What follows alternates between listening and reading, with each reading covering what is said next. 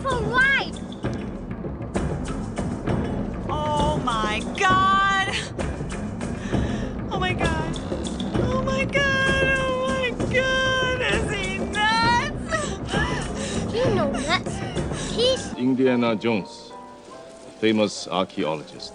Indiana Jones. Indiana Jones? Dr. Jones? Dr. Jones? Dr. Indiana Jones. See you tomorrow, Indiana Jones. Indiana Jones. The Great Circle is the most authentic licensed game ever made, period. That's why you should play it, and that's what this video's about. Let's do it.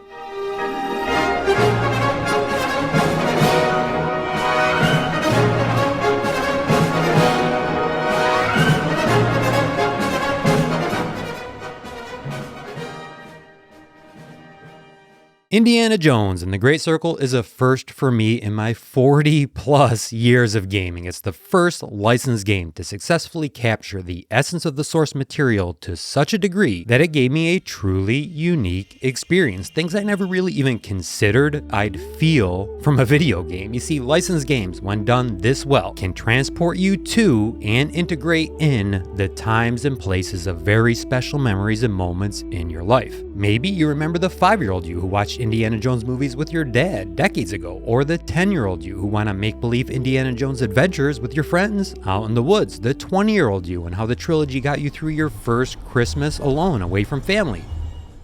Executed to this degree, it adds a level of emotional depth to the experience that to me was entirely new and honestly unexpected.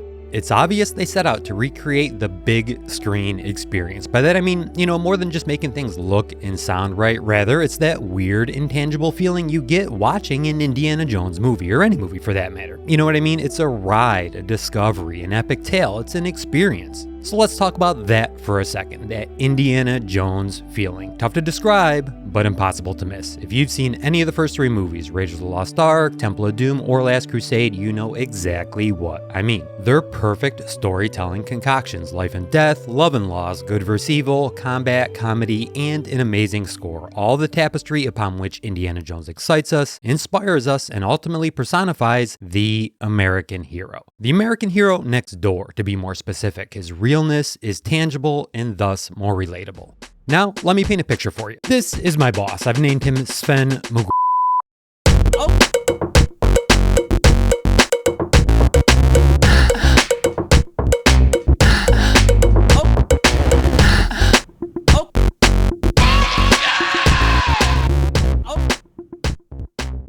Han Solo, Deckard Cain, and Indiana Jones in just a single decade. Think about that and the impact it's had. Truly seminal art, truly iconic characters. Legendary, right? Now, try to think of a modern day equivalent. Any franchise, any characters, any actor. Nada.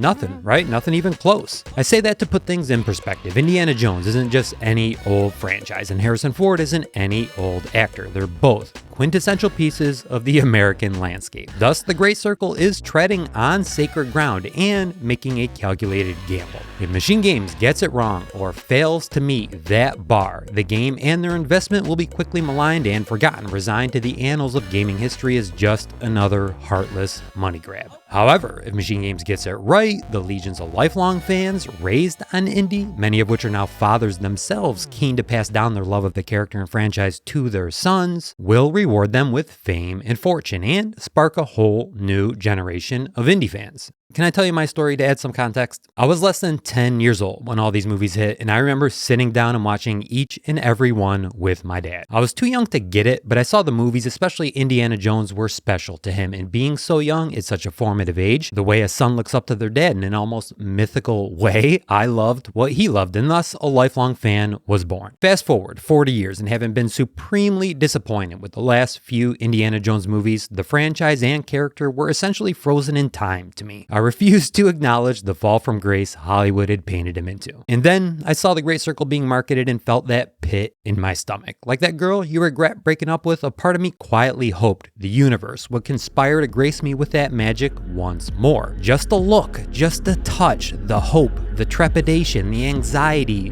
This needs to be good. It's not good. It's effing great.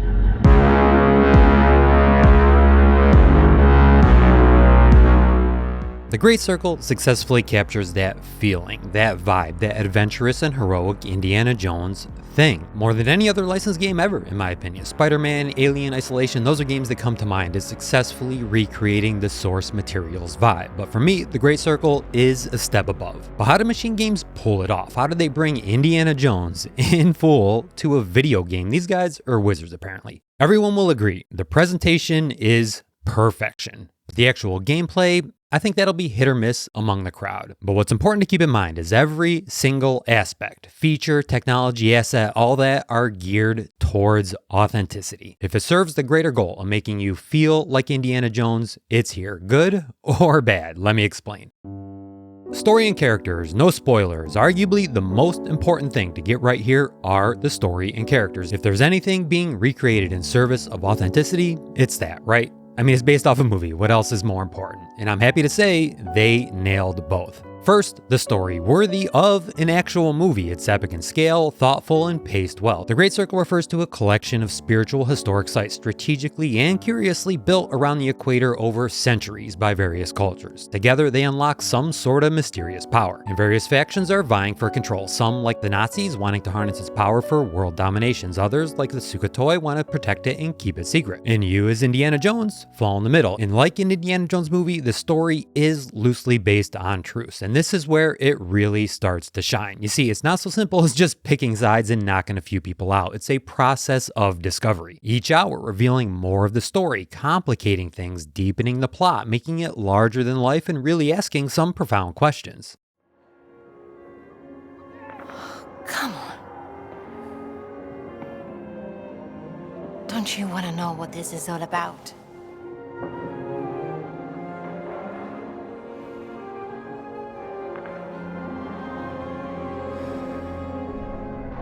You're damn right I do.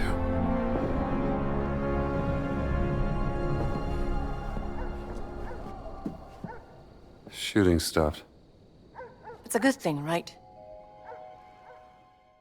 You want to go deep for a second? At one point, you'll encounter a faction in-game of what are essentially living giants, descendants of the great Nephilim. For those not up on religious history, the Nephilim are said to be the offspring of gods and humans. So it goes. Long ago, God, a god, some god, your god, sent angels down to earth to watch over the young and naive human race. They were called Watchers, but these Watchers grew friendly with humanity, offering them forbidden knowledge like astronomy. Additionally, they grew to desire human females, mated with them, and their offspring were half gods, half human. In God's eyes, this was an abomination, and so he sent a great flood to wipe the planet clean, but not before telling Noah to build his great ark. Again, this is real life religious stuff, with similar versions told amongst most of the major religions. I found that very curious. More modern interpretations might call those Watchers aliens. I don't know, Anunnaki, I don't know, just saying. These are the sorts of concepts you'll deal with in the story. It's not just a fun time. If you're informed, you'll see they go to some very deep and thoughtful places that give you, the player, pause for thought. Life and death, physical reality in the afterlife, gods and demons, and man's rightful place in the big picture. Now, all that being said, don't get carried away. Ultimately, it's still an Indiana Jones story. For as real as it is being based off actual history as recorded, it's still a fun time that's meant to be more engaging than profound. You laugh and dance, celebrating your own idiocy and drinking the piss you call beer!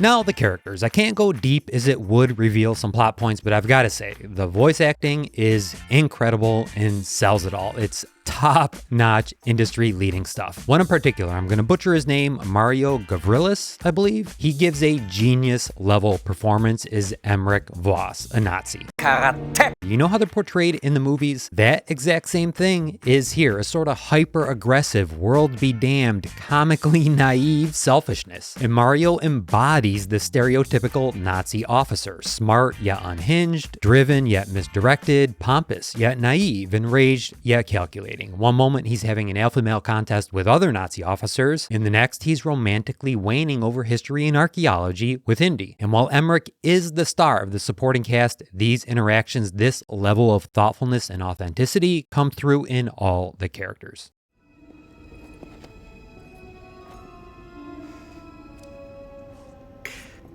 Stellen Sie sich die Schmach vor, mit der ein Mann leben muss, wenn sein Privates an die Öffentlichkeit gelang.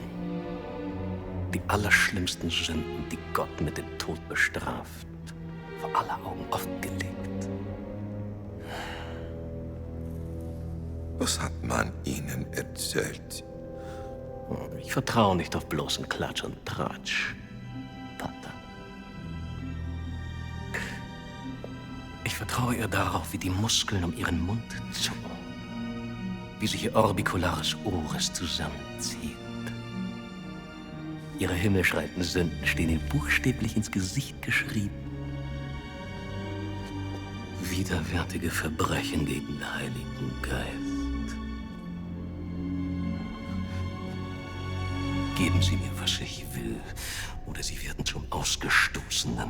Ein Schandfleck auf dem Antlitz der Kirche. Haben Sie das verstanden, Vater?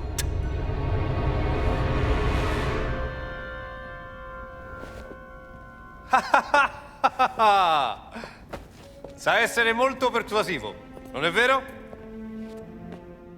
World design and graphics. The Great Circle isn't just giving you a cool world to play in, it's telling you a story visually. That Indiana Jones feeling really relies on good world design because in a way it needs to tell a story. It conveys a sense of grandeur, of awe, of intrigue and danger that's core to the story and experience. And the Great Circle took that assignment to heart. Peru, Vatican City, Giza, the Himalayas, Shanghai, Siam, and Iraq, all faithfully recreated in stunning detail. And it's all real and accessible. I was blown away when I found I could literally walk up to the Great Pyramid and touch it. Looking up, in that moment, I couldn't help but think I'm feeling a fraction of what it must feel like to actually be there. But I am feeling it. But a big part of what sells it is the technology employed. Full path tracing is a game changer. Some argue they just don't notice it, and my response is, that's the point. When lighting is done naturally in a way our eyes and brain expect to see it, you're taken to a whole new level of immersion. Path tracing removes lighting as a distraction from being uncanny or pulling you out of the moment. Rather, in a way, it actually pulls you in. I really can't gush enough about how it all synergizes together to create something special for the player.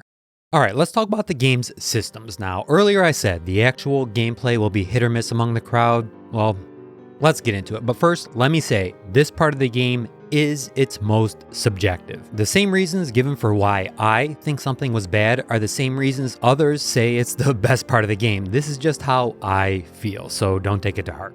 First, all the systems and mechanics needed to fulfill the Indiana Jones fantasy are here. Puzzles and platforming is whip, fistfights, guns, stealth, and so on. It's complete. However, if I could make any critique, I'd say, well, it's all here. I don't see anything evolutionary or really even noteworthy. But that's okay. I don't think it needs to be that game and probably wasn't even trying to be. What really matters is providing all that's necessary for the player to embody Indiana Jones, to let us do the things we watched him do in movies. And in that regard, it's good. They nailed it. It's all grounded in the universe Indiana Jones inhabits, one of realism.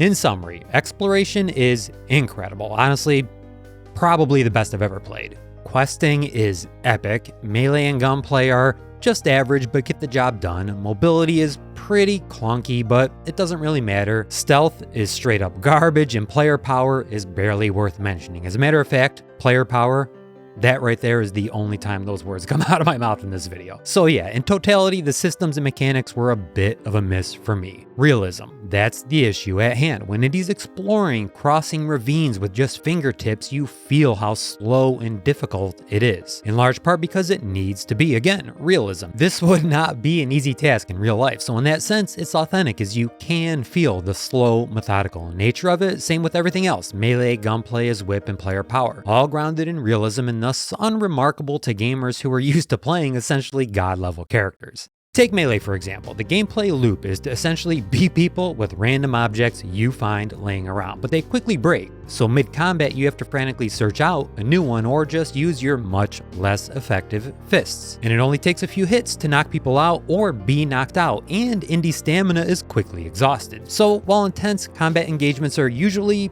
short-lived, the result for me was this disjointed gameplay where I never really got to enjoy the action to get into the flow. Rather, my brain was always on edge, focused on what I'd do in a second or two when I was winded or out of weapons. In guns, again, realism, there's no extra ammo, so after you fire a few shots, you have to drop the weapon and find a new one. And a single shot is all it takes to alert the entire base upon which your fate is sealed. Again, all realistic, but not a lot of fun for me. I think there is a middle ground here where you could boost Indie's power without losing that realistic angle, or even small quality of life changes like just let me pick up ammo so I don't have to drop the weapon in my hand for one of my feet. Exploration, however, is someone who dislikes third-person games strongly, dislikes puzzles strongly, and dislikes platforming vehemently. I can't believe I'm gonna say this, but wow, I loved every second of it. There was something special about the adventure of it, all the focus and effort needed to navigate into these great archaeological sites only to find a puzzle, which once solved reveals the grand finale, the culmination of potentially hours of gameplay on that level. Its biggest sights and best moments were revealed. The rewards always outweighed the effort, in my opinion, not just the personal satisfaction of actually having done it, but also in seeing the incredible sights Machine Games made up for us. And the best part, this game is huge. And as you explore, you'll find various places that sell maps which reveal hidden sites and treasures. These are side quests, they're called fieldwork, which are done to the same exacting standards and level of quality as the main quest line. They're phenomenal. They can be done before, during, or after the main campaign in essentially triple playtime.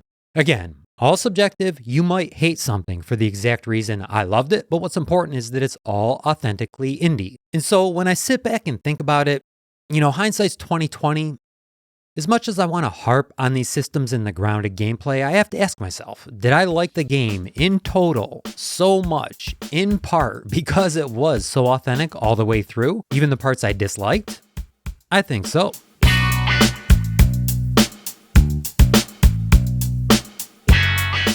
Being totally honest here, I think this is a game everyone should check out at some point.